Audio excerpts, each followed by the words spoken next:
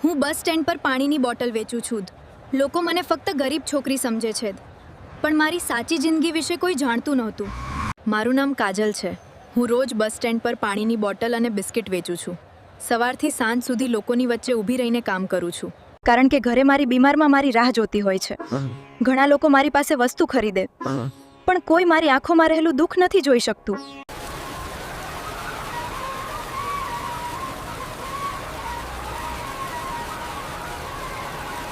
અરે દાદા, તમે અહીં વરસાદમાં કેમ બેઠા છો? હું તમારી મદદ કરી શકું? હા દીકરી. હું તેમની પાસે ગઈ અને ધીમેથી પૂછ્યું, વૃદ્ધ માણસ, તમે ઠીક છો? તેઓ કાંપતા અવાજમાં બોલ્યા, બેટા, 2 દિવસથી કશું ખાધું નથી. આ સાંભળીને મારું દિલ તૂટી ગયું. મારી પાસે એ દિવસે બહુ ઓછા પૈસા હતા, કારણ કે ઘરે દવા લઈને જવાની હતી. પણ ખબર નહીં કેમ જ મેં મારા બધા પૈસાથી ગરમ ખાવાનું ખરીદ્યું અને તેમને ખવડાવ્યું. વૃદ્ધ માણસની આંખોમાં આંસુ આવી ગયા. તેઓ વારંવાર મને આશીર્વાદ આપવા લાગ્યા. ત્યાં થોડા દિવસ પછી અચાનક બસ સ્ટેન્ડ પર મોટી કાર આવી.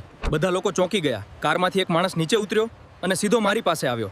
શું તમે જે છોકરી છો જેણે મારા પિતાને મદદ કરી હતી? હું ગભરાઈ ગઈ અને ધીમેથી માથું હલાવ્યું.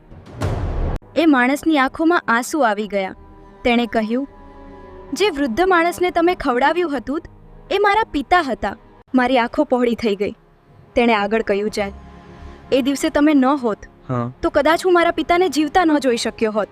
આસપાસ ઊભેલા બધા લોકો મને જોવા લાગ્યા. જે લોકો મને ફક્ત ગરીબ છોકરી સમજતા હતા, એ આજે મને માનથી જોઈ રહ્યા હતા. પહેલી વાત, મને લાગ્યું કે ગરીબ હોવું ખોટું નથી. દિલથી અમીર હોવું સૌથી મોટી વાત છે.